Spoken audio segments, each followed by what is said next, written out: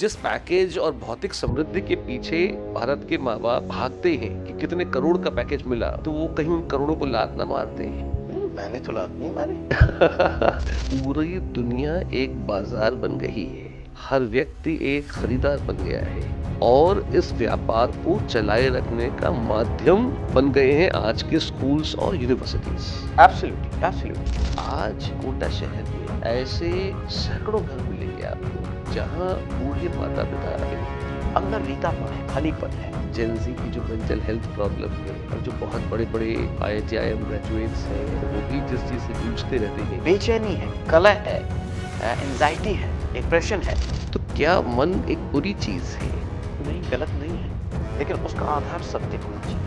जो हर भारतीय माँ बाप का डर है कि कहीं आध्यात्मिक शिक्षा यदि हमने बच्चे को दे दी तो वो जंगल में न चला जाए, बाबा जी न बन जाए। तुम अगर आंतरिक रूप से समृद्ध हो जाओगे तो तुम्हारा जीवन आनंद से भर जाएगा। शिक्षा के बारे में आपके विचार क्या है? तो जो हमारी शिक्षा की समझ है, अधिकतर हमने शिक्षा को डिग्री से बांध लिया है। तो करिकुलम में गीता पढ़ाई जानी चाहिए। Yes, it is a very scientific text, very scientific. फिर लोगों को जो डर लग जाएगा कि हाय बाबा जी न बन जाए बच्चा। You are empty inside. You are going through an inner turmoil, inner battle. उसका कारण है कि शिक्षा अधूरी है।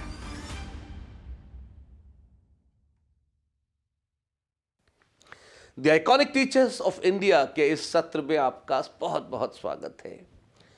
पिछले कुछ सेशंस में हमने बात करी ऐसे टीचर्स की जो IIT JEE के लिए पढ़ाते हैं और जिन्होंने पूरा जीवन इसके लिए समर्पित किया है। आज हम एक बहुत ही असाधारण शिक्षक से आपका परिचय कराना चाह रहे हैं। वे IIT बॉम्बे के ग्रेजुएट हैं। यही नहीं, उन्होंने हांगकांग यूनिवर्सिटी से रिसर्च करी है, मास्टर्स और PhD करी है। US की कार्नेगी मेलन यूनिवर्सिटी से उन्होंने पोस्ट डॉक्टोरल रिसर्च करी है और आज की तारीख में वो गॉथेनबर्ग यूनिवर्सिटी स्वीडन में एनवायरमेंटल साइंस के प्रोफेसर हैं। पर इतना ही नहीं, उन्होंने भारत में एक गुरुकुल की स्थापना करी है अपने ग्राम में हमीरपुर, उत्तर प्रदेश में। न सिर्फ वो बहुत समय से उस गुरुकुल का संचालन कर रहे हैं, बल्कि शिक्षा के क्षेत्र में पूरे देश में घूम घूम कर, अपितु पूरे विश्व में घूम घूम कर वो भारतीय शिक्षा को सुधारने के लिए प्रयासरत हैं, उसकी अलख जगा रहे हैं। जल यूनिवर्सिटी या वाटर यूनिवर्सिटी के इस्टेब्लिशमेंट के लिए प्रयत्नशील हैं और शिक्षा के क्षेत्र में उन्होंने अभिनव प्रयोग करे हैं। पूरा जीवन न सिर्फ उनका शिक्षा को समर्पित रहा है, बल्कि उन्होंने जो कहा है वो किया है, जो उनकी फिलॉसफी है उसको उन्होंने जिया है। जी हाँ, मैं बहुत ही आदर और गर्व के साथ आज के हमारे मेहमान का परिचय कराना चाहता हूँ।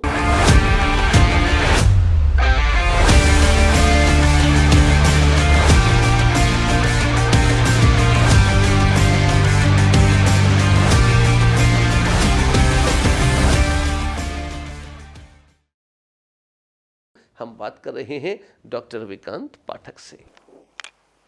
धन्यवाद शिष्य जी, बहुत बहुत। डॉक्टर साहब, हमारे इस सत्र में आने के लिए आपका बहुत बहुत धन्यवाद और बहुत आभार। शिक्षा को हम बड़े एक अलग दृष्टि से देखते हैं। आज की तारीख में अलग है और जैसा हमारे पूर्वज देखते थे शिक्षा को, वो बहुत अलग है। तो आज के सत्र में सर जो हम चर्चा करना चाहते हैं, एक तो ये कि आज का जो पेरेंट है, जो अभिभावक है, वो बच्चों को बड़ा कैसे करे, शिक्षा के बारे में उसकी समझ कैसी होनी चाहिए। क्या स्कूल में और कोचिंग में भेज देना शिक्षा है? शिक्षा का काम क्या है? पेरेंट्स को क्या ख्याल रखना चाहिए और विद्यार्थियों को क्या ख्याल रखना चाहिए? वो क्या तत्व हैं जो अगर पेरेंट्स ध्यान नहीं देंगे तो जैसे जैसे विद्यार्थी का विकास होगा उसको कष्ट हो सकता है या उसका विकास कुछ खटाई में पड़ सकता है। पेरेंट्स को किसका ख्याल रखना चाहिए, स्टूडेंट्स को किस चीज़ का ख्याल रखना चाहिए? आपका अनुभव क्या है, जो कि एक बहुत एक्स्ट्राऑर्डिनरी इंटरनेशनल एक्सपोजर है आपका। आपने भारत में पढ़ाई करी है, जो सबसे अच्छे संस्थानों में से एक है IIT बॉम्बे, वहाँ से आपने बैचलर्स और मास्टर्स डिग्री हासिल करी है।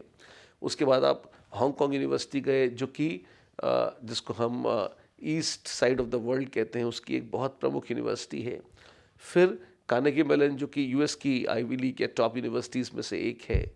फिर बहुत सारी यूनिवर्सिटीज़ के साथ आपका कोलैबोरेशन है। यूरोप में आप ऑलरेडी एनवायरमेंटल साइंस के प्रोफेसर हैं। तो इस सारे दुनिया में शिक्षा को देखने के बाद भारतीय शिक्षा के संदर्भ में अभी के जो विद्यार्थी हैं, उनके क्या सपने हैं, क्या एस्पिरेशंस हैं, क्या होने चाहिए, जीवन के लिए ज़रूरी क्या है, इस बारे में कुछ आप बताएंगे। आपके जीवन के बारे में भी जानेंगे, लेकिन सबसे पहले शिक्षा के बारे में आपके विचार क्या हैं? धन्यवाद। बहुत ही महत्वपूर्ण प्रश्न है ये कि जब शिक्षा ने शिक्षा जीवन का आधार बन गई है। अगर कोई शिक्षित नहीं है तो जो उसकी जो सामाजिक स्वीकार्यता है उस व्यक्ति की, वह बहुत नहीं होती है। इसीलिए सभी लोग शिक्षा पर बहुत जोर दे रहे हैं और सरकार जोर दे रही है। सरकार भी कहती है कि शिक्षा का अधिकार सबको हो, कोई बच्चा घर ना बैठे। बहुत अच्छी बात है। इसमें एक चीज़ कहना चाहूँगा, आपने कहा कि सामाजिक स्वीकार्यता के लिए शिक्षा आवश्यक है, पर साहब अगर आप देखें तो कई क्षेत्र ऐसे हैं, फिल्मों का क्षेत्र ऐसा है, खेलकूद का क्षेत्र ऐसा है, या अगर आप देखें तो व्यापार का क्षेत्र ऐसा है। कई ऐसे जो गुजराती मारवाड़ी कम्युनिटी में जो व्यापारिक केंद्र हैं, वहाँ पर तो अगर 5वीं पास भी हैं तो गद्दी संभाल रहे हैं और अच्छा व्यापार कर रहे हैं। मतलब ऐसा नहीं कि ख़राब काम कर रहे हैं। एक से एक लोग बहुत अच्छे उपलब्धियां हासिल करते हैं अपने अपने क्षेत्रों में। तो उनकी तो सामाजिक स्वीकार्यता है। हाँ, लेकिन वो अशिक्षित तो नहीं है। वो अपने ही क्षेत्र में, तो जो हमारी शिक्षा की समझ है, अधिकतर हमने शिक्षा को डिग्री से बांध दिया है। किसी के पास डिग्री है तो वह शिक्षित है, ऐसी लोक मान्यता या ऐसी लोक समझ हो गई है लोगों की। परंतु मेरा मंतव्य था कि हम शिक्षा के बृहद रूप को देखें कि शिक्षा कैसी होनी चाहिए और शिक्षा का स्वरूप क्या हो। तो शिक्षा क्यों चाहिए? तो मनुष्य होने के नाते शिक्षा इसलिए चाहिए कि वह जीवन को समझ सके। सिर्फ शिक्षा उदरपूर्ति साधन या सामाजिक स्वीकार्यता भर के लिए नहीं है। शिक्षा का अर्थ है कि व्यक्ति अंदर से समृद्ध हो सके। बहुत बहुत अच्छी बात है। इसको मैं एक बार ज़रूर 2 शब्दों को समझाना चाहूँगा। उदरपूर्ति का मतलब to be able to eat, खाना पीना मिलता रहे, मुद्दे का, हाँ, जीवन चलता रहे, लाइवलीहुड, ब्रेड एंड बटर जिसको कहते हैं, है ना। और जो आपने ये अभी जो परिभाषा दी है शिक्षा की, ये बहुत सुंदर है। शिक्षा वो है जो हमें अंदर से समृद्ध करे। Something which enriches you from within is education. Absolutely, absolutely, wonderful. I think ये बहुत सुंदर परिभाषा फाउंडेशन है ऑफ एजुकेशन, शिक्षा है, बिल्कुल। इसके बाद अलग अलग आयाम हैं जीवन के। तो उन आयामों में कुछ बाहरी आयाम हैं और कुछ आंतरिक आयाम हैं। बाहरी आयाम में आपकी सामाजिक स्वीकार्यता आती है ना, आपकी पद प्रतिष्ठा आती है, आपके साधन संसाधन आते हैं। तो अभी जो संसार का रूप है उसमें पूरे विश्व में जो शिक्षा निकल के आ रही है, इवॉल्व होके आ रही है, वह इस पूरे इंडस्ट्रियलाइजेशन सिविलाइजेशन है, जो इंडस्ट्रियल सिविलाइजेशन है, उसको चलाने के लिए चल रही है। पूरा मार्केट और इंडस्ट्रियलाइज सोसाइटी को चलाने के लिए ही शिक्षा विद्यालय इंस्टीट्यूशंस को स्थापित किया गया है।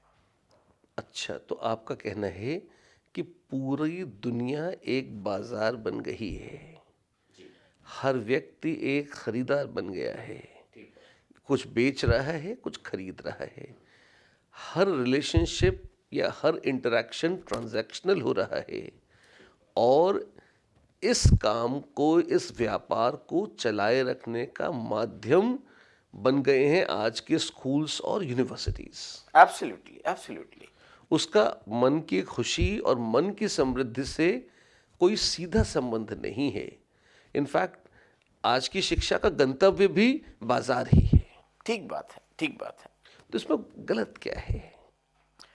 गलत ये है कि जो हम समाधान करना चाहते हैं कि मनुष्य को सुख और आनंद प्राप्त हो, इंडस्ट्रियलाइजेशन और मार्केट के बड़े आवरण के अंदर एक मनुष्य की तड़पती हुई एक दुखी आत्मा है, एक उसका जो सेल्फ है वह अत्यंत संकुचित हो गया है, वह बेचैन है, बिना किसी कारण के बेचैन है। तो आप कहीं ना कहीं ये जो जेंजी की जो मेंटल हेल्थ प्रॉब्लम है, और जो बहुत बड़े बड़े IIT IIM ग्रेजुएट्स हैं, यूपीएससी के जो टॉपर्स हैं, वो भी जिस चीज़ से जूझते रहते हैं कि सब कुछ जो दुनिया कहती थी कि मिलना चाहिए वो मिल गया, मिल गया, ठीक खुशी बात है। नहीं मिली।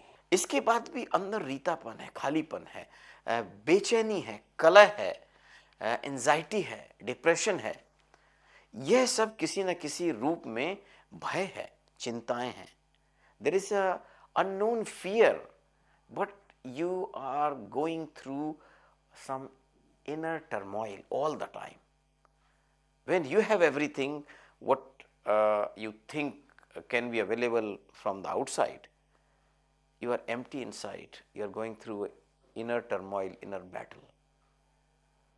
उसका कारण है कि शिक्षा अधूरी है, कुछ छूट रहा है शिक्षा तो में। क्या मैं इसका अर्थ ये निकालूं कि आपका आपका जो कथन है, आपकी जो स्टैंड है वो ये कि ए, इंडस्ट्रियलाइजेशन बुरी बात है, बी, इस शिक्षा को हमें त्याग देना चाहिए, और हमारे कई व्यूअर्स ऐसा भी सोच सकते हैं कि जैसा आपका पारंपरिक वेश है ना, तो उस तरह से क्या हर विद्यार्थी को आगे संन्यस्त हो जाना चाहिए?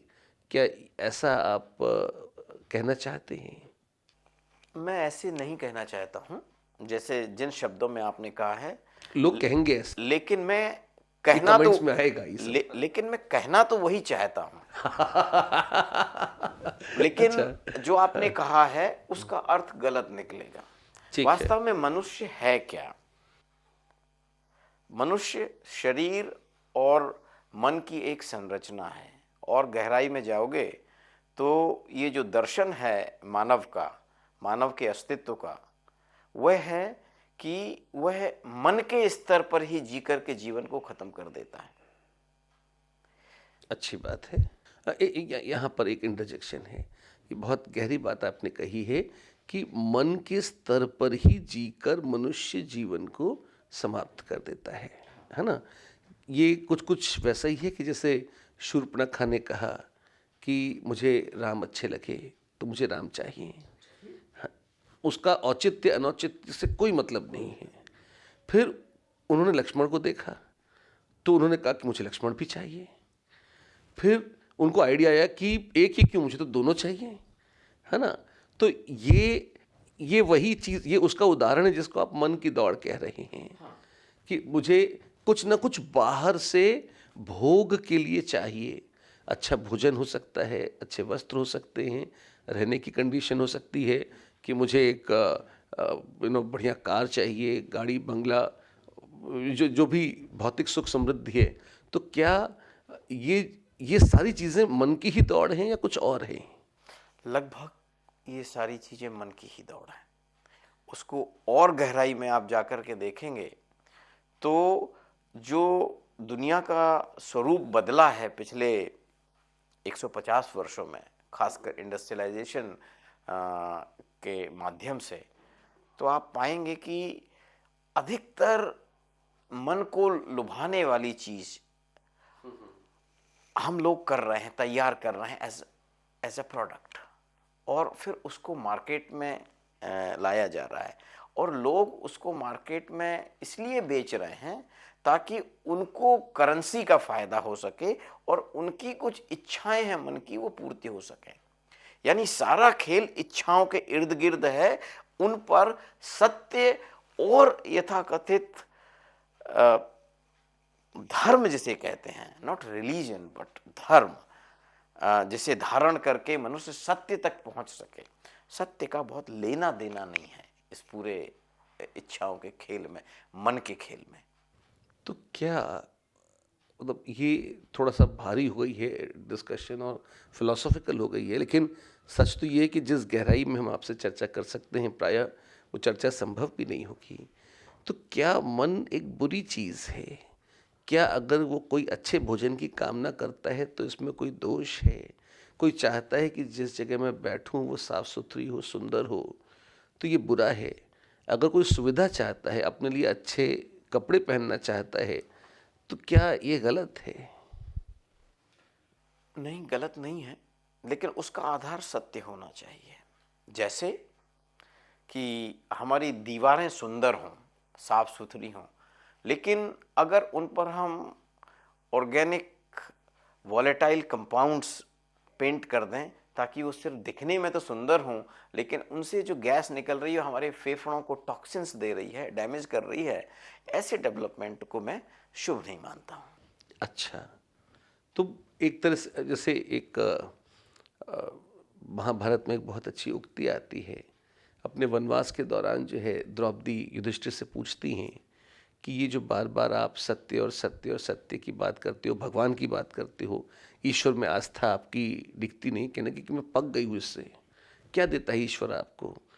तब सिंहासन से उठाकर जंगलों में फेंक दिया, इतना अपमान सहना पड़ा, हम वन वन भटक रहे हैं, है ना? तो आप और उसको आप ईश्वर की कृपा कहते हो?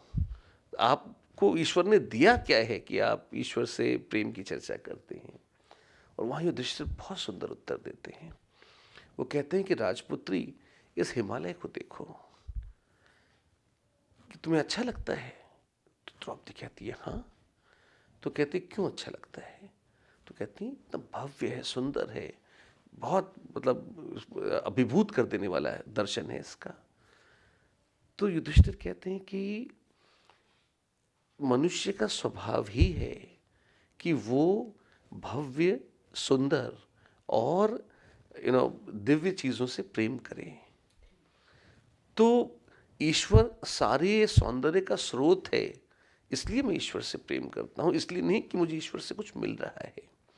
तो जो आप कह रहे हैं और जो शायद हमारे व्यूअर्स को, जहाँ पे क्योंकि बहुत सारे बच्चे हमको देखते हैं जहाँ उनको कठिनाई हो सकती है समझने में कि एक सुंदरता है जो जबरदस्ती बनाई हुई है, मनुष्य ने बनाई जिसे है। आजकल आर्टिफिशियल नाम देते हैं, आर्टिफिशियल ब्यूटी ना। हाँ, जो आर्टिफिशियल ब्यूटी है ना। और ये मैं कॉस्मेटिक सर्जरी करने वाले लोगों की बात नहीं कर रहा, ये तो जैसे आपने कहा वॉल पेंट है। वॉल पेंट हो सकता है सुंदर लगे, पर अगर वो एनवायरनमेंट को डैमेज करे बगैर बनाया गया है तो वो अच्छा है। आप वस्त्र बना रहे हैं, वस्त्र आप सुंदर पहनिए, सौंदर्य से प्रेम ईश्वर से प्रेम ही कहा जा सकता है, लेकिन वो अपने अंदर कुरूपता छुपाए हुए न हो जो आंखों से शायद नहीं दिख रही लेकिन एक विकृति पैदा कर रही है। आप स्किन क्रीम लगा रहे हैं तो जानवरों को मार कर, उनकी चमड़ी छील कर, उन पर प्रैक्टिस करके, उनकी टेस्टिंग करके वो परफेक्शन ना लाई गई हो, मतलब उसके मूल में क्रूरता ना हो। एब्सोल्युटली। इसी बिंदु को मैं उभार कर इस चर्चा में लाना चाह रहा था कि शिक्षा में कहाँ पर, आज की शिक्षा में कहाँ पर इन मूल्यों को शामिल किया गया है कि जो हमारा डेवलपमेंट हो वो समग्र हो, होलिस्टिक हो, वाटर टाइट कंपार्टमेंट में ना हो। उसके लिए शिक्षा की क्या नीति है, क्या स्वरूप होना चाहिए, यह आज की चर्चा का मुख्य बिंदु है हमारे बीच में। मैं उसको पुनः उकेर के लाना चाहता हूँ। बहुत सुंदर। और हो सकता है कि हमारे जो पेरेंट्स और बच्चे इसको देख रहे हैं उनके मन में एक विचार आए कि ये जो बातें हो रही हैं ये बड़ी हवाई बातें हैं, बड़ी ये ऊंची बातें हैं, बाउंसर निकल जाती हैं, ये तो साधु महाराज चर्चा कर रहे हैं कुछ, है ना? क्योंकि ये कमेंट्स आते हैं इस तरह के, इसलिए मैं आपको बता रहा हूँ। पर इसका आपके लिए यूज़ क्या है? आप एक बहुत कॉमन सा सीन देखिए, मैं डे टू डे, अब इतनी गंभीर फिलोसफिकल चर्चा से मैं थोड़ा सा आपको इसकी प्रैक्टिकल एप्लीकेशन बताता हूँ कि ये प्रैक्टिकली कहाँ पे वैलिड है। आज कोटा शहर में ऐसे सैकड़ों घर मिलेंगे आपको जहाँ बूढ़े माता पिता अकेले रहते हैं। उनके बच्चे आईआईटी में सेलेक्ट हो गए, यूएस चले गए, वहाँ सेटल हो गए, भी तो दिल्ली बम्बई चले गए, वहाँ सेटल हो गए, जब अपनी अपनी नौकरी है। अब जीवन के अपने अंतिम हिस्से में वो अकेले हैं। उनको हो सकता है बाहर से डॉलर मिल जाते हो, आर्थिक मदद मिल जाती हो, फ़ोन आ जाता है कि माता जी अपना ख्याल रखिए, पिताजी अपना ख्याल रखिए। लेकिन सच तो ये है कि चाय पीते समय अगर कांपते हुए हाथों से वो चाय का कप गिर गया तो फ़ोन से उसे कोई उठाएगा नहीं, वो वही उठाएगा जो वहाँ है।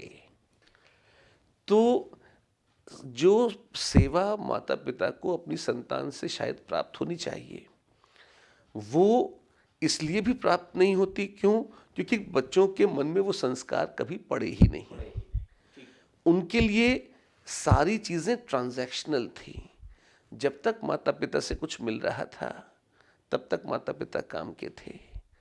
अब जब घर जाएंगे तो कुछ काम ही करना पड़ेगा, हो सकता है घर की सफाई करनी पड़े, माता पिता से बातें करनी पड़े जो कि कायदे में तो स्नेह की होनी चाहिए, लेकिन फिर भी एक वो होता है ना कि भाई मज़ा नहीं आ रहा, हम बोर हो रहे हैं, ये कैसी बातें करते हैं पुरानी, हमें तो समझ में ही नहीं आती।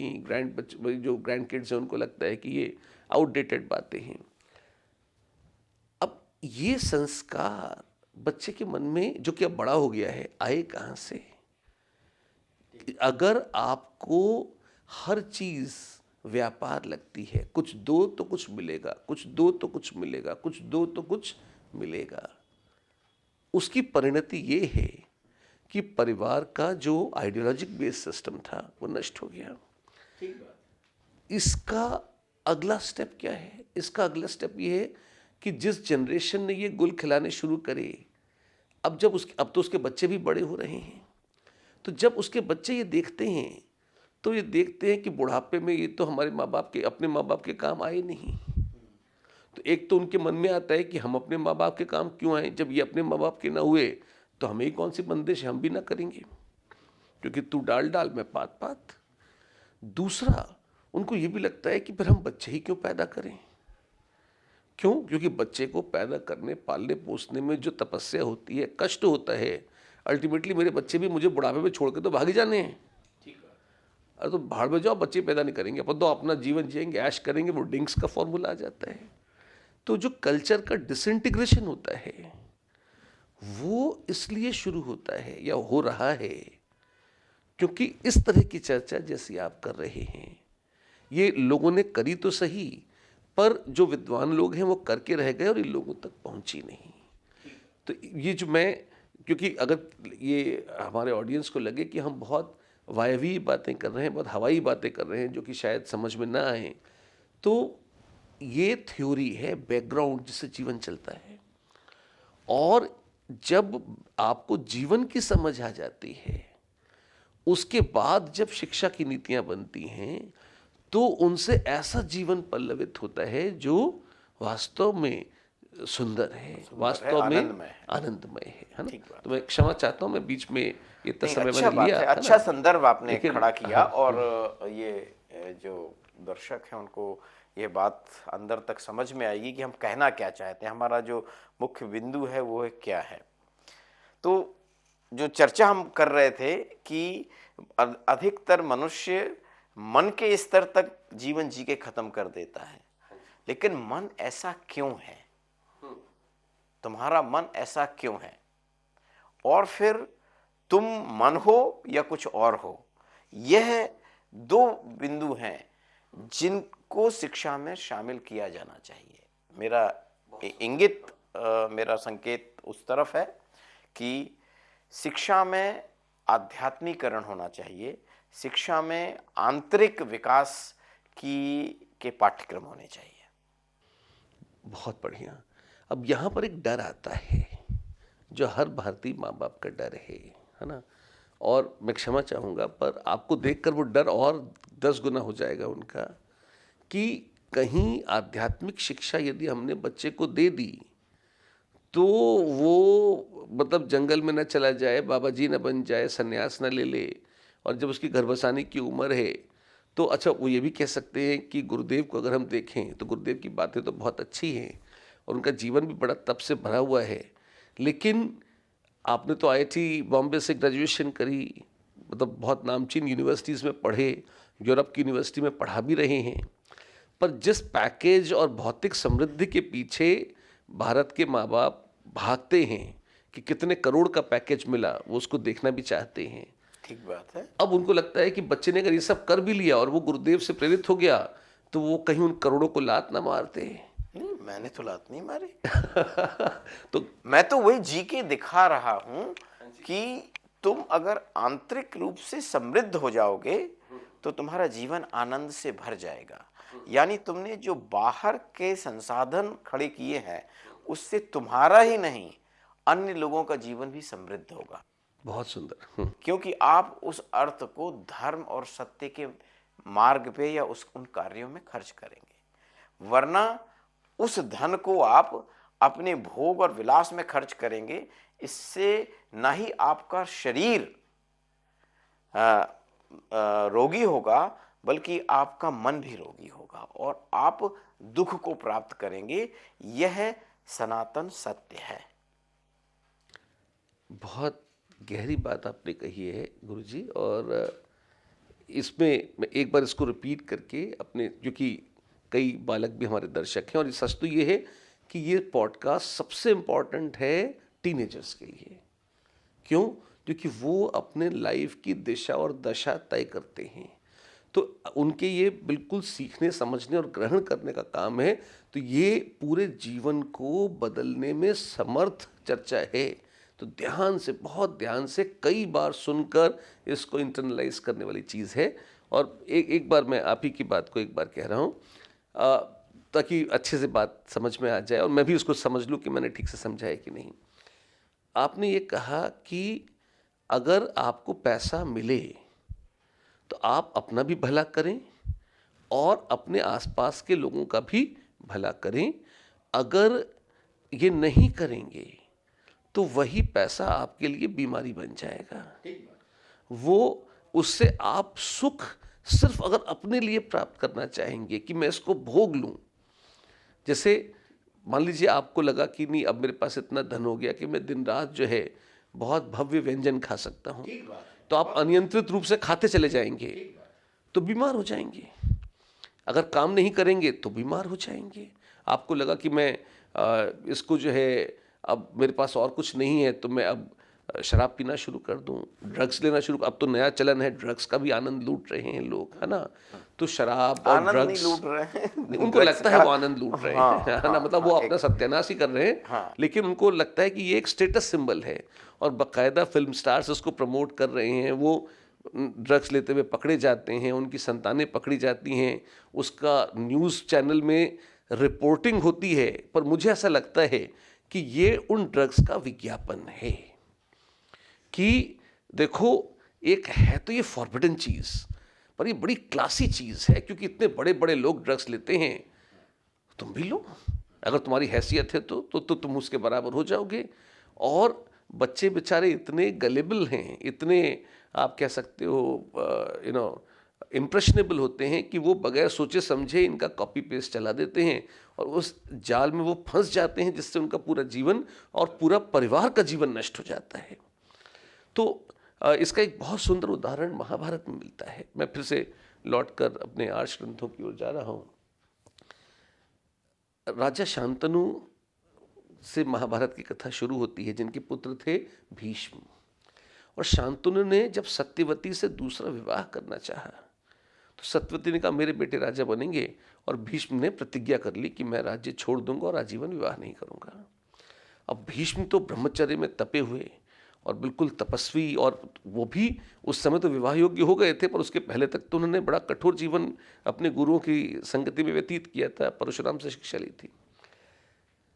सत्यवती ने कहा कि मुझे अपने बेटों को ऐसा नहीं बनाना जैसे भीष्म है, जबकि स्वयं भीष्म सामने थे जो कि कितने दिव्य पुरुष थे, है ना। सत्यवती ने कहा मुझे ऐसे बेटे नहीं चाहिए, मुझे वो चाहिए जो राजा के बेटे लगें, जो आकंठ भोग में डूबे हुए हों। तो चित्रांगद और विचित्रवीर्य 2 पुत्र हुए। एक जबरदस्ती दूसरों से लड़ता हुआ मारा गया और दूसरा उसको क्षय रोग हो गया या जिसको ट्यूबरक्लोसिस कहते हैं वो हो गया, और वो उससे अत्यधिक भोग के कारण बहुत ही अल्प आयु में दोनों, मतलब 20 वर्ष का होने के पहले पहले दोनों मर गए।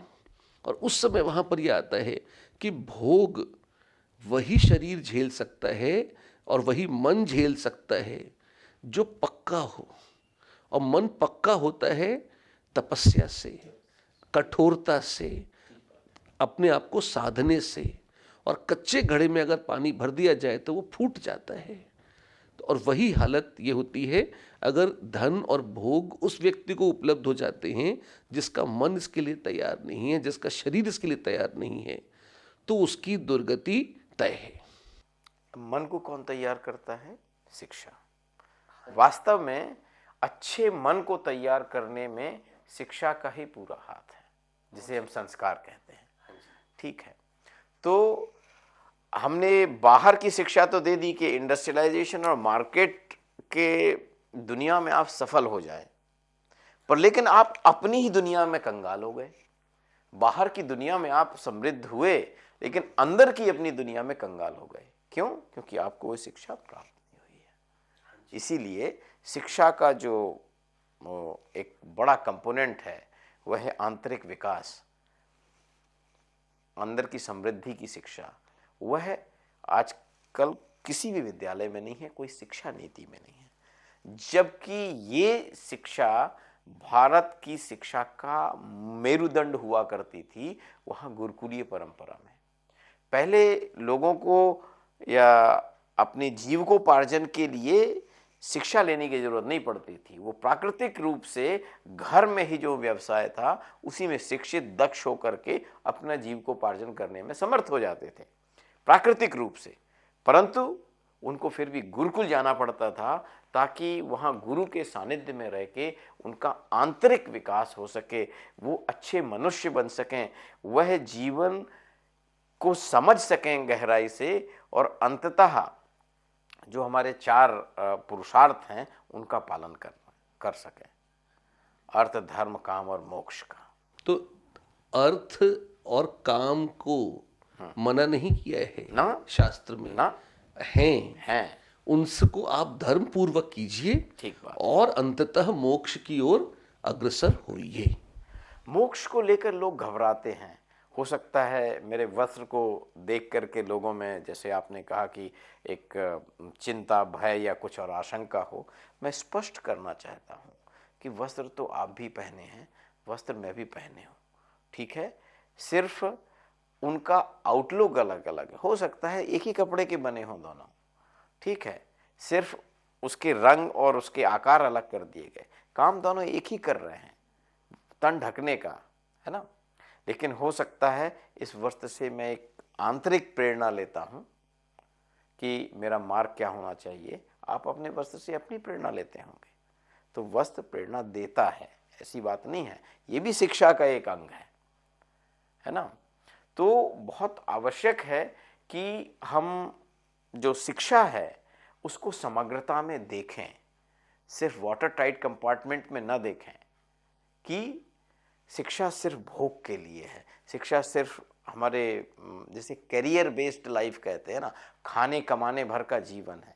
जीवन को समग्रता में देखें, चारों पुरुषार्थों में जीवन को देखें, तो शिक्षा का उसी हिसाब से नीतियां बने, उसी हिसाब से शिक्षा।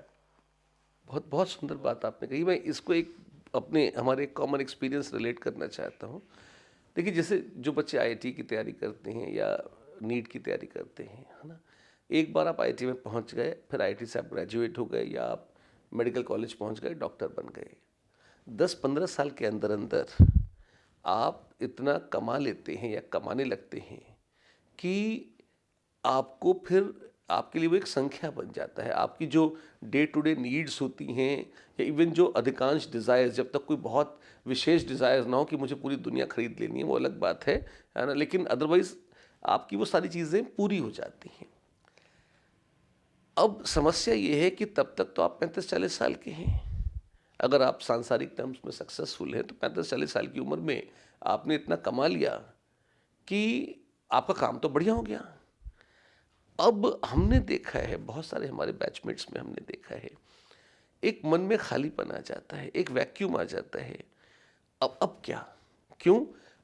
अभी तक तो आपको शुरू से इस चीज़ के लिए तैयार किया गया था कि आप बाजार में जाएंगे, सफल होंगे और ढेर सारा धन अर्जित करेंगे, प्रोफेशनल सक्सेस अर्जित करेंगे। वो तो जल्दी मिल गई, 35-40 साल की उम्र में मिल गई। अब जीवन अगर 100 साल का नहीं 80 साल का भी माने तो बचे हुए ये 40, 80, 20 साल जितने भी जीवन शेष है, इनमें व्यक्ति क्या करे? तो फिर वो कंफ्यूज हो जाते हैं। फिर वो मतलब इधर उधर की चीज़ों में, जो मैं बहुत ज़्यादा स्पष्ट कहना नहीं चाहता पर आप भी समझते हैं संकेत से, है ना, कि वो फिर अपनी ऊर्जा ऐसे कामों में नष्ट करना शुरू करते हैं जिससे प्रायः उनका विनाश ही होता है। क्योंकि ये बैकग्राउंड जो आपने कहा, शिक्षा में ये शामिल नहीं है कि जीवन कैसे जिया जाए। तो अगर पूरी शिक्षा प्रोफेशनल सक्सेस के लिए है, तो अगर आप अनसक्सेसफुल हैं जीवन भर, तब तो वो काम की है पूरे जीवन में। पर गलती से अगर आप सक्सेसफुल हो गए, और हम सब सक्सेसफुल ही होना चाहते हैं, तो एक बहुत बड़ा संकट पैदा हो जाता है कि इसके आगे की तो ट्रेनिंग ही नहीं है। अब क्या करें हम? क्योंकि जो सोच के निकले थे जीवन के अंत तक संघर्ष करेंगे, वो तो ईश्वर ने आधे रास्ते ही दे दिए, पूरा कर दिया। तो बचे हुए जीवन से क्या करना है? वो बीज शुरू में ही पड़ने चाहिए। ठीक बात। ऐसा आपका कथन है जो मैं समझ पा रहा हूँ ठीक आप बात कह है। रहे यही हैं। मंतव्य है। हाँ जी, हाँ। कि शिक्षा में संस्कार का समावेश हो, आंतरिक समृद्धि के पाठ्यक्रम फॉर्मली शिक्षा में आए, जिसमें बहुत सारा काम भारत में शताब्दियों से हुआ है, सहस्त्र वर्षों से हुआ है ना। जो आध्यात्मिक चेतना का जितना बड़ा काम भारत में हुआ है वो कहीं नहीं हुआ है पूरी दुनिया में। और हमारी गुरुकुलीय व्यवस्था का पुनर्जागरण हो इस देश में, पूरे विश्व के लिए है, वो सिर्फ इस देश भर के लिए नहीं। जो शिक्षा की बात कर रहे हैं, पूरे विश्व की शिक्षा की बात कर रहे हैं। क्योंकि मनुष्य अगर सिर्फ इंडस्ट्रियलाइजेशन और भोग के मार्ग पर चलता रहा तो पर्यावरण और ये धरा नष्ट हो जाएगी, इसमें कोई संदेह नहीं है। क्योंकि मन जब रोगी होता है तब वह स्वयं तो रोगी है ही, वो बाकी दुनिया को भी रोग से ग्रस्त कर लेता है। तो जब रोगी मन मैनिफेस्ट होगा, परिस्फुटित होगा, तो फिर एक एक के लाखों लाखों रूप में वो प्रदर्शन होगा। लाखों लाखों जो बाजार में आप प्रोडक्ट्स देखते हैं वो वास्तव में मनुष्य के मन की ही उपज तो हैं अंततः। तो मन को संस्कारित करने की शिक्षा का कंपोनेंट हमारी नीतियों द्वारा लागू किया जाए और ये फॉर्मली पढ़ाया जाए। बहुत सुंदर। तो इंडियन माइंड साइंसेस ये करिकुलम का हिस्सा होनी चाहिए। और वैसे आप देखें, हाँ, तो मन के संस्कार की ये माइंड शिक्षा, sciences is little bit again taken materialistically. People start knowing the neurology और psychology. I am talking beyond psychology and beyond neurology. जो तुम्हारे मानस का निर्माण है, जिस दिन तुम समझ जाओगे कि तुम शरीर और मन नहीं हो तो तुम कौन हो, फिर तुमको समझ में आएगा कि तुम वास्तव में मन से परे हो, तुम अपने मन के नियंता हो, मन तुम्हारा नियंता नहीं है। ये सामर्थ्य तभी आएगा जब आप जिस दिन समझ जाओगे कि तुम मन नहीं हो। और यह कैसे समझोगे? उसकी विधाएं हैं। भारतीय सनातन संस्कृति में उन विधाओं का बहुत गहरे से उल्लेख है। These are scientific techniques through which you culture your own mind and one day you transcend your own mind. जिसे आप मोक्ष कहते हो, वह अवस्था है जब आप मन और शरीर के परे हो गए, उसके दृष्टा बन गए। यह वास्तव में शिक्षा के फलीभूत होने का चरम है।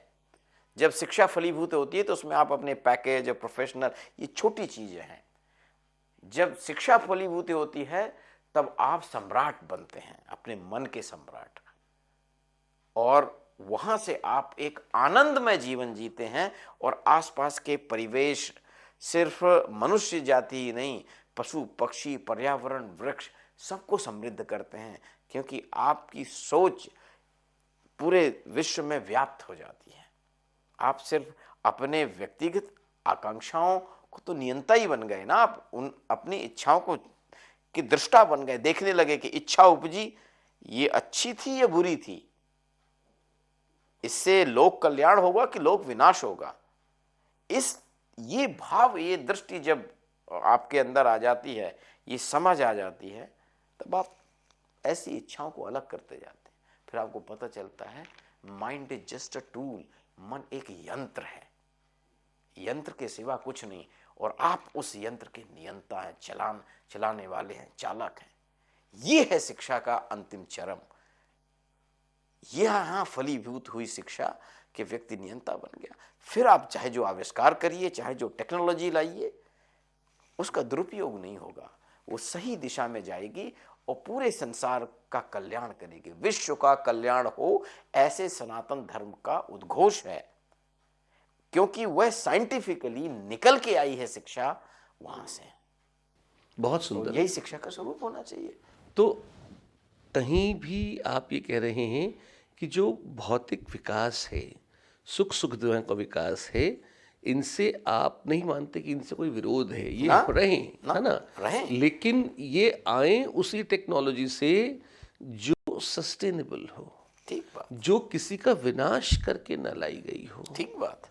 तब अगर उस दृष्टि से अगर कुछ आता है तो उसका स्वागत है, और अगर किसी का विनाश करके, भले ही वो पर्यावरण का विनाश हो, वनों का विनाश हो, नदियों का, समुद्र का, जीव जंतुओं का, या मनुष्य का विनाश हो, उसको करके अगर हमें कोई भोग प्राप्त होता है, वो वर्थवाइल नहीं है, फिर ठीक वो बात।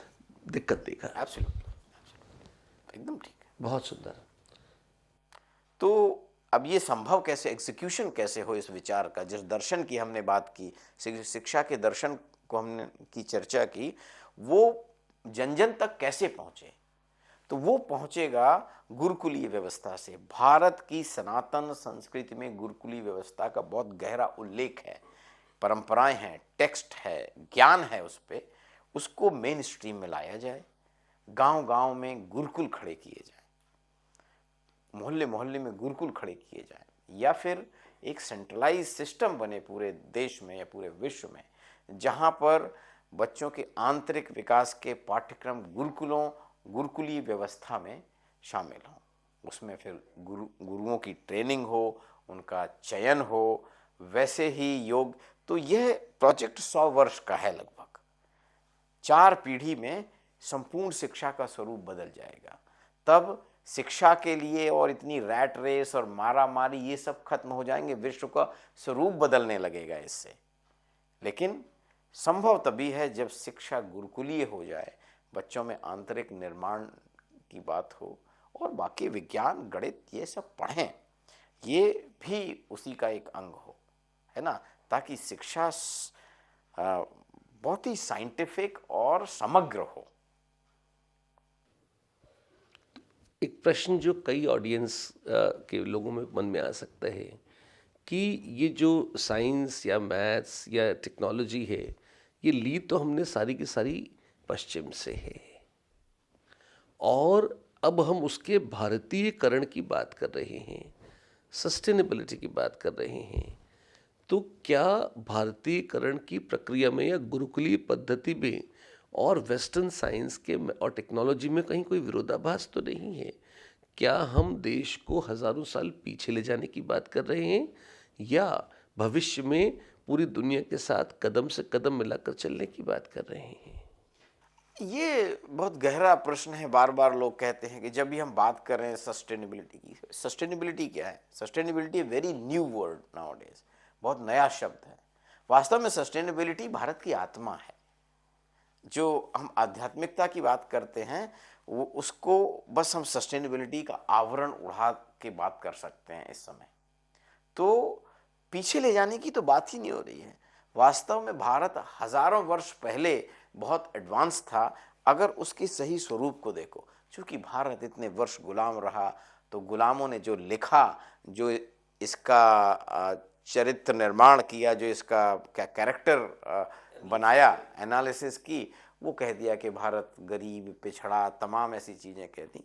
लेकिन भारत एक खरा सोना है, इसके पास जो ज्ञान परंपरा है, जो व्यवस्थाएं हैं। ज्ञान परंपरा में आध्यात्म तो है ही, उसमें गणित भी है, उसमें विज्ञान भी है। गणित की परंपरा भारत से शुरू होती है। अलजेब्रा हो, ज्योमेट्री हो, कैलकुलस, मतलब मलयालम में के कई टेक्स्ट बुक्स ऐसे हैं, और बाकायदा एक केरला स्कूल ऑफ मैथ्स रहा है, जहाँ पर न्यूटन के और लेबनीज के भी करीब कुछ 100 वर्ष पहले कैलकुलस के जो बेसिक सूत्र थे, वो उनका वर्णन उनमें मिलता है, वो खोजे गए हैं। और हमारे लोग तो खैर अब तक नहीं मानते थे, लेकिन अब तो पश्चिम वाले भी इस चीज़ को मान्यता दे रहे हैं कि हाँ ये था, और हमने ये प्रेरणा वहाँ से ली है। वो पूरी तरह से हमने आसमान से डाउनलोड करी है, ऐसा नहीं है। वो पूरी वेस्टर्न साइंस, जो सो कॉल्ड वेस्टर्न साइंस है, उसकी जड़ें तो भारतीय साइंस से निकली हैं, जो भले ही अंग्रेजी में नहीं लिखी, वो संस्कृत में लिखी थी, पर वो सूत्र उनके काम के थे, और वहाँ से जो भारतीय मनीषा काम करती आ रही थी, उसको उन्होंने लिया, उसका अनुवाद किया, उसको समझा, और उस परंपरा को आगे बढ़ाया है।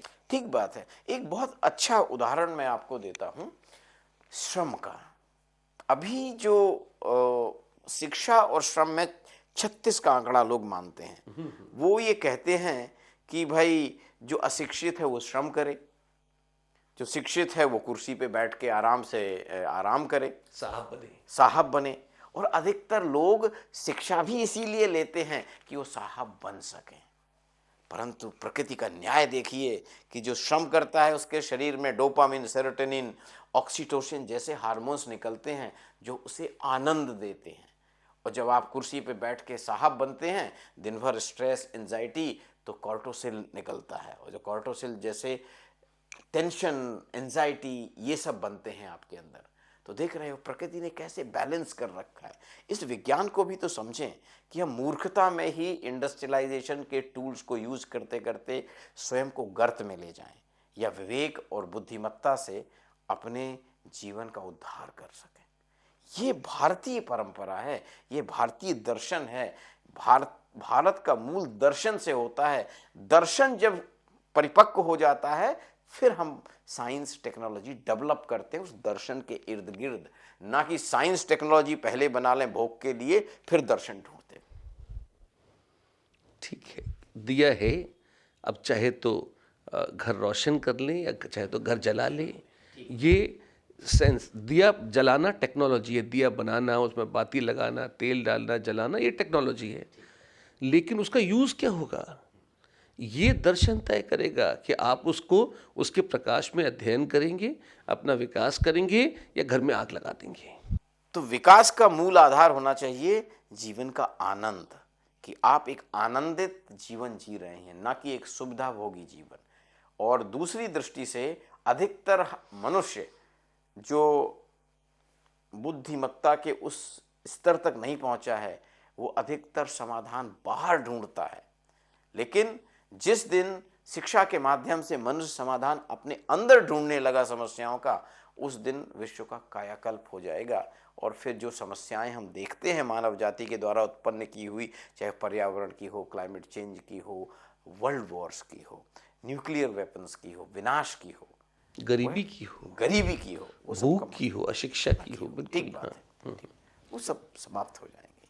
तो ये सब शिक्षा से ही संभव है, और वह शिक्षा जो मनुष्य को अंदर से समृद्ध करे। वैसे जब आप इम्प्लीमेंटेशन की बात कर रहे थे, तो मेरे मन में एक चीज़, एक जहन उभरा। बहुत सारी चीज़ें, बहुत सारा जो आप कह सकते हो जो वैल्यूज सिस्टम है लाइफ का, जो जीवन मूल्य है, मुझे ऐसा लगता है कि मुझे मिले हैं भक्त कवियों से।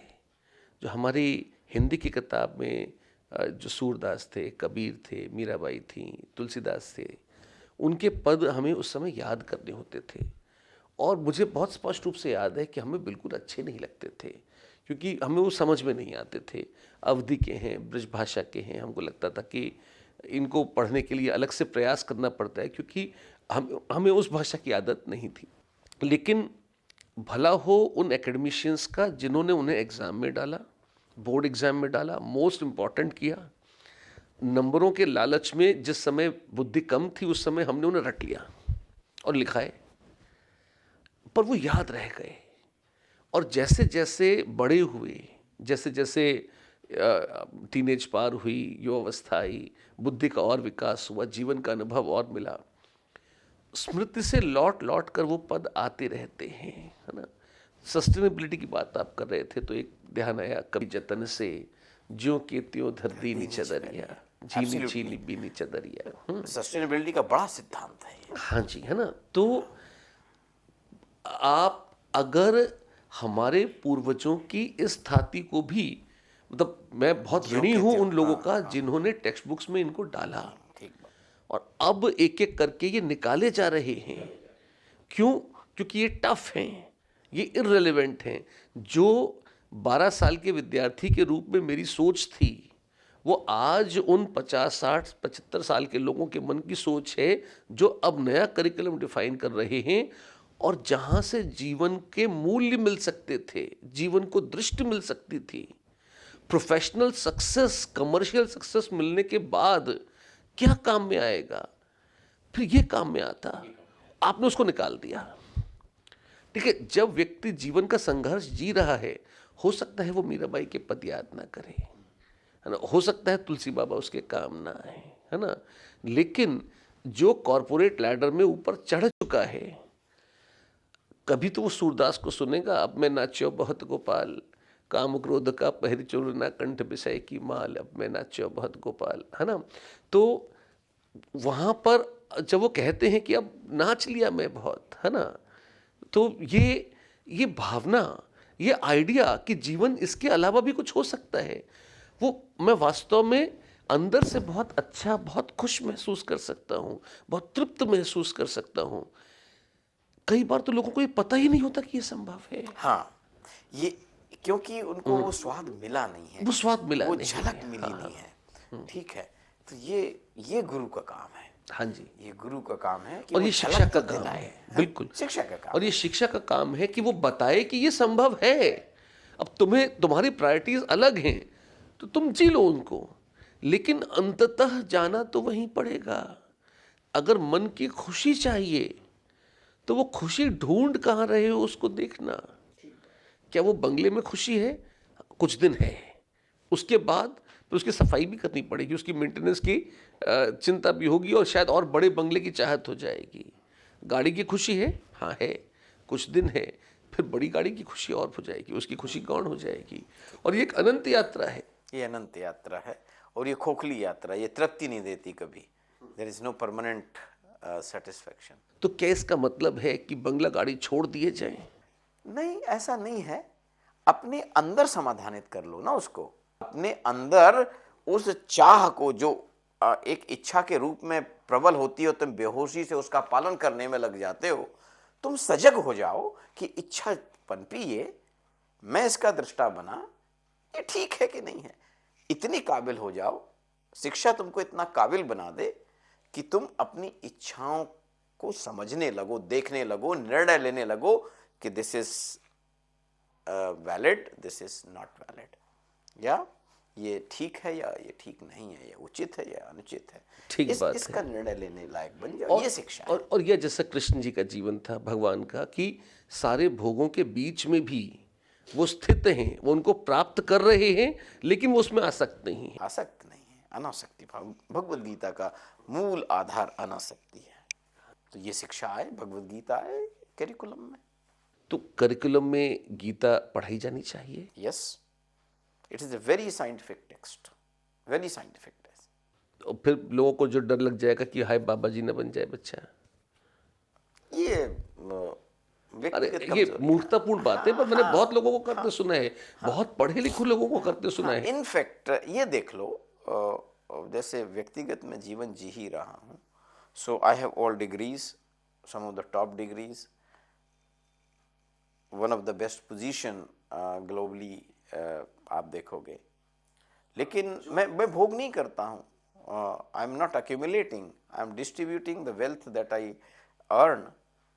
पेड़ लगाते हैं, बंजर जमीन पड़ी हुई है, हजारों एकड़ में पेड़ लगा दिए, लाखों पेड़ लग गए हैं, तो ये समृद्धि है, पर्यावरण की समृद्धि है। नहीं, लोग कह सकते हैं कि वो पेड़ हो तो, पर वो मेरी जमीन पर मेरे कब्जे में हो। या मेरा कुछ है नहीं, ये भ्रम है। मेरा कुछ है नहीं, और जिसको मान लो वही मेरा है, बाकी ये भ्रम है। लेकिन चूंकि मन को मैंने कहा ना कि मन को चलाने वाले तुम बनोगे तो समझ में आएगी मेरी बात। अगर लेकिन तुम बेहोशी में मन तुमको बहाए ले जा रहा है कहीं पे, और तुम उसकी इच्छाओं में बह रहे हो, तो कुछ भी करो फिर क्या है। एक चीज़ मैं यहाँ पर ऑडियंस को ज़रूर बताना चाहूँगा कि डॉक्टर पाठक एनवायरमेंटल साइंस की वर्ल्ड की लीडिंग वॉइसेस में से हैं। कई देशों में जो टॉप यूनिवर्सिटीज़ हैं उनके साथ कोलैबोरेट करके, वहाँ के लोगों के साथ, वहाँ के साइंटिस्ट के साथ कोलैबोरेट करके इन्होंने रिसर्च करी है, रिसर्च पेपर्स लिखे हैं, एक्सपेरिमेंट्स कंडक्ट करे हैं और आज भी कर रहे हैं। मेरे ख्याल से अगर मैं गलत नहीं हूँ तो MIT के साथ, बर्कले के साथ आपके कोलैबोरेशंस रहे हैं, IIT Kanpur, IIT Delhi, IIT Bombay, peeking university, Hong Kong university, मतलब ये शायद ही कोई ऐसी वेल नोन यूनिवर्सिटी होगी जो आपकी जद के बाहर है या जिसके साथ आपने कोलैबोरेट नहीं किया होगा। Mostly collaborating with some of the top universities of the world globally. So ये है, परंतु जीवन में उतनी ही समझ आ जाए कि यह जीवन जब तपस में जियोगे तो आनंद में जियोगे, और भोग में जियोगे तो रोग में। भोग में जियोगे तो रोग में जियोगे। बहुत सुंदर। तो जो माता पिता वो डर जाते हैं कि बच्चे कहीं करोड़ों के पैकेज ठुकरा न दे, तो डॉक्टर साहब भी उन पैकेजेस का आनंद अलग तरह से लेते हैं। वो प्राप्त तो करते हैं पर बांट देते हैं। प्रभु की सेवा में चला गया। ठीक बात। तो इसलिए, और ये आज से नहीं, मैं तो शायद अगर मेरा अनुमान ठीक है तो 2010 से प्रायः मैं देख रहा हूँ कि आप लगभग जितनी आपकी इनकम है वो लगभग पूरी की पूरी ही डिस्ट्रीब्यूट हो जाती है। तो अभी तक कोई व्यक्तिगत लोक संग्रह नहीं है, लेकिन पर्यावरण के ऐसे प्रोजेक्ट खड़े हैं अभी हमारे साथ जो अपने आप में धरती को कहीं ना कहीं बचाने का अथक प्रयास कर रहे हैं। तो आप मानते हैं कि वो भी आपकी ही समृद्धि है? हाँ, वो तो संपदा का निर्माण है। देखो, जब तक व्यक्तिगत संपत्ति बनाए रहेगा जो भी व्यक्ति, वह लगता तो है अपेरेंटली, क्योंकि भयावह मानसिकता बनी हुई है, लेकिन उससे आनंद नहीं मिलता है। जब आप दोनों बाहें खोलकर संपदा के निर्माण में लग जाते हैं तब आप आनंद में रहते हैं। उसको न चोरी का भय है, न ही किसी चीज का भय है, और आप सबके हो जाते हैं। You experience the oneness with it. तो आप उस श्री की बात कर रहे हैं, उस संपदा की बात कर रहे हैं जो श्री सूक्त में दी हुई है। धनम अग्नि दह्यम, धनम वायु, धनम सूर्यो, धनम वसु। Absolutely. अग्नि भी धन है, वायु भी धन है, जल भी धन है, सूर्य भी धन है। जी, ठीक ये सब जो है ये शिक्षा अच्छे है रहें। जो शिक्षा दी नहीं गई। श्री सूक्तम कौन पढ़ा रहा है ना? उसका साइंटिफिक बेसिस कौन बता रहा है कि Shri Suktam is the basis of sustainability. जब आप संपदा का निर्माण करेंगे तो दुनिया अपने आप सस्टेनेबल हो जाएगा। आप संपत्ति का निर्माण करते हैं इसीलिए दुनिया अनसस्टेनेबल हो रही है। That is the only route. तो डॉक्टर पाठक, थोड़ा सा आप जो है अपने जीवन के बारे में भी बताएं। मुझे पूरा उम्मीद है कि विद्यार्थियों को भी इससे बड़ी प्रेरणा मिलेगी कि कहाँ आपका जन्म हुआ, किस परिवेश में आप पले बढ़े, फिर IIT कैसे पहुँचे, उसके बाद फिर हांगकांग यूनिवर्सिटी, फिर कार्नेगी मेलन, फिर यूरोप की टॉप यूनिवर्सिटीज़ में से एक गोथेनबर्ग यूनिवर्सिटी में प्रोफेसरशिप। ये पूरी यात्रा बड़ी इंस्पायरिंग यात्रा है। कैसे रही है, शुरुआत कैसे हुई? मूलतः मैं बुंदेलखंड के एक बीहड़ का क्षेत्र है, हमीरपुर जिला, बेतवा, यमुना और केन नदियों से घिरा हुआ।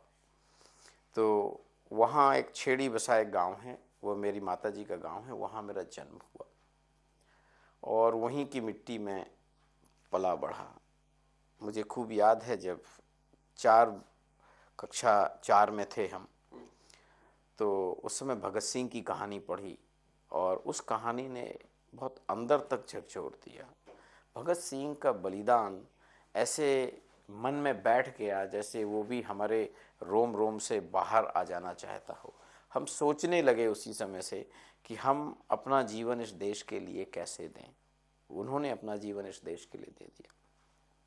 आज भी वही रोंगटे खड़े होते हैं वही बात सोच करके कि उस कच्ची उम्र में भगत सिंह, आज़ाद, बहुत सारे क्रांतिकारी इस देश के लिए शहीद हो गए। इस देश को अच्छा बेहतर बनाने के लिए हम अपना जीवन कैसे दें, इस सोच ने 9 वर्ष की आयु में मन में घर बना लिया था। परंतु बाहर की दुनिया कुछ और ही चाहती है आपसे।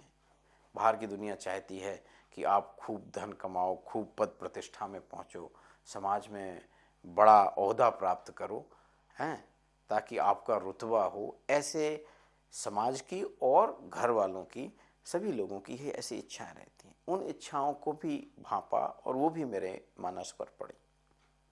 तो 12 वर्ष की आयु में हमने भारत सरकार की एक शिक्षा के लिए छात्रवृत्ति योजना होती है, आवासीय छात्रवृत्ति योजना, जिसमें चुनिंदा IPS, Indian public school league के प्रीमियम जो स्कूल्स होते हैं, उनमें सरकार अगर आप सेलेक्ट होते हैं, वो यूपीएससी के द्वारा, यूपीएस के द्वारा, जो यूनियन पब्लिक सर्विस कमीशन है, उसके द्वारा वो परीक्षा आयोजित की जाती थी। अच्छा। हाँ, 12 वर्ष की आयु में हमने वो परीक्षा के लिए कमर कसी, तैयारी की और उसमें सिलेक्शन हुआ। उस समय हम सिटी मॉन्टेसरी स्कूल लखनऊ में पढ़ते थे और फिर वहाँ से गए boys town public school Nashik. वहाँ से हाई स्कूल के बाद 11वीं 12वीं दिल्ली कॉलेज इंदौर से की और फिर जेई की तैयारी की और आईआईटी जेई में सिलेक्शन हुआ। इन सब यात्रा के दौरान एक ही संकल्प रहता था कि अच्छा करना है, शिक्षा में अच्छा करना है, लेकिन मन कहीं दूसरी तरफ भटकता रहता था कि हम अपने देश के लिए क्या कर पाएँ। आईआईटी बॉम्बे में आपसे भेंट हुई मेरी और आपका एक बड़ा लंबा सानिध्य मिला कई वर्षों का। और मुझे खूब याद है कि 1997 में जब हम वहाँ पे कल्चरल प्रोग्राम कर रहे थे भारत की स्वतंत्रता की स्वर्ण जयंती का, तो उस समय हम जो ग्लोरियस स्पीचेस थे वो हम साथ में सुनते थे, साथ में बैठ कर के अपने हॉस्टल में। नेहरू जी का स्पीच, हाँ, सुभाष चंद्र बोस, उसका, हाँ, बिल्कुल। हाँ, तो वो बड़ी प्रेरणा मिलती थी कि हम अपने मिट्टी के लिए कुछ कर सकें। तो शिशिर गुरुजी और हमने मिलकर के एक खाका बनाया था कि भारत की शिक्षा में भारत के लिए एक लीडरशिप अगर डेवलप करनी है तो वो गुरुकुल में ही हो सकती है। चरित्रवान लोग जब भारत की नेतृत्व व्यवस्था में पहुँचे, तो अलग अलग हमने जीवन के आयाम लिए और फिर आईआईटी के बाद हमने पीएचडी के लिए रुख बनाया Hong Kong university of science and technology से। पर्यावरण के क्षेत्र में, वायु प्रदूषण, जलवायु परिवर्तन के क्षेत्र में पीएचडी की और उसके बाद जब पीएचडी ख़त्म कर रहे थे, पीएचडी की थीसिस लिखी जा रही थी, तब तक हम लोग करियर ओरिएंटेड जीवन जी रहे थे। एक दिशा थी कि भाई बढ़ते जाओ आगे, पीएचडी हो गई, अब क्या। वह विराम जीवन में वर्ष 2003 में आया कि पीएचडी थीसिस कंप्लीट हो गई है, डिफेंस में 4 महीने हैं। उससे पहले कार्नेगी मेलन यूनिवर्सिटी, यूएस से जो टॉप यूनिवर्सिटी है, वहाँ से ऑफर आ गया आपके लिए। तो जीवन में सब कुछ प्रकाशमय है, समृद्ध है, ब्राइट करियर है आपका। फिर आपके जीवन में अंधेरा छाता है कि आगे करना क्या है। जिस देश के लिए जीवन देने की बात करते थे, वो इसके आगे कैसे संभव होगा, कैसे आप अपना जीवन इस देश के लिए दे पाएंगे। तो फिर आंखों में अंधेरा छा जाता है, राह मिलती नहीं है। और जो राह मिली वो श्रीमद् भगवद गीता से मिली, अनासक्ति भाव से मिली। पहले हमारी सोच थी कि हम साइंस एंड टेक्नोलॉजी के माध्यम से दुनिया का हर एक आंसू पोंछने की ताकत रखते हैं, ऐसा अंदर से लगता था, क्योंकि साइंस और टेक्नोलॉजी में बड़ी पावर है, उसके माध्यम से सब बदला जा सकता है। लेकिन फिर अंदर से समझ में बोध हुआ कि साइंस एंड टेक्नोलॉजी तो मन से नियंत्रित होती है। बाहर चाहे जो बना लो, करोगे तो वही जो मन चाहेगा, उसको यूज़ तो वैसे ही करोगे जो मन चाहेगा। और मन का नियंत्रण भगवत गीता से समझ में आया कि अनासक्ति भाव जब तक नहीं आएगा तब तक मन तुमको बेहोशी में लपेटे रहेगा, अपने आप बहा ले जाएगा। तो डूब कर भगवत गीता को पढ़ा 2003 में, और वहाँ से जीवन में फिर एक तपस्या का भाव जागृत हुआ। जीवन में तप, साधना और सनातन के जो साधना के मार्ग हैं उनको धीरे धीरे प्रयोग के तौर पर अपनाना शुरू किया। समझा कि देश है क्या, भारत है क्या, भारत के लिए जीवन तो देने का जज्बा है, लेकिन भारत है क्या। फिर समझ में आया कि वास्तव में भारत की जो सनातन संस्कृति है वही भारत का मूल है, वही भारत का मेरुदंड है। जो पॉलिटिकल बाउंड्री है वह अकेली नहीं, वो भी है, परंतु वह अकेली नहीं, वह तो कम ज़्यादा होती रहती है परिस्थितियों के हिसाब से। लेकिन जो सनातन संस्कृति है वह मनुष्य के जीवन को आनंदमय बनाने का सामर्थ्यशाली टूल है, एक यंत्र है। तो इस संस्कृति का विनाश ना हो। फिर हम देखते हैं कि पश्चिम से आई हुई भोग की आंधी इस देश को उखाड़ के फेंक दे रही है। तब आवश्यकता पड़ी कि हमें गुरुकुल बनाने चाहिए। उस समय मैं यूएस में था 2007 में। विवेकानंद की वो प्रेरणा कि अगर हमें भारत को विश्व गुरु बनाना है तो हमें अपने सनातन मूल्यों को जीकर दिखाना पड़ेगा। और वहाँ से संकल्प लिया कि अब करियर बेस्ड लाइफ नहीं, खाने कमाने का जीवन समाप्त। ये बहुत बोध से उतर आया कि मनुष्य करता क्या है, करियर बनाता रहता है, पैसे जोड़ता रहता है, खाता कमाता रहता है, फिर जीवन खत्म हो जाता है। तो वो चेतना का जागरण हुआ, करियर को विराम दिया, अपने गांव लौटे। वहाँ बंजर भूमि थी हजारों एकड़। पहला काम वहाँ शुरू किया कि पर्यावरण की रक्षा का एक प्रकल्प शुरू किया, वन ग्राम, कि गांव-गांव में वन बने, जो वन कट रहे हैं वो पुनर्स्थापित हों। तो फलों वाले वन बने, तो जिसमें हजारों वृक्षों को लगाया गया। और आज आप जाके वहाँ देखेंगे जो भूमि बंजर थी वहाँ फलों से वृक्ष लदे हैं, विशालकाय वट वृक्ष पीपल तैयार हो गए हैं, एक पूरा इकोसिस्टम तैयार हो गया है। और जैविक कृषि को समृद्ध किया। फिर एक गुरुकुल के लिए वही बीहड़ बंजर की भूमि जहाँ कुछ नहीं उगता था, वहाँ पर एक 100 एकड़ का कैंपस तैयार किया गया कि भारत में नेतृत्व गढ़ने का काम इन गुरुकुलों में हो। वह एक उदाहरण है वहाँ का गुरुकुल। ऐसे गुरुकुल प्रत्येक गांव, प्रत्येक जगह बने, ताकि जो शिक्षा है वह मुख्यतः गुरुकुलीय हो जाए।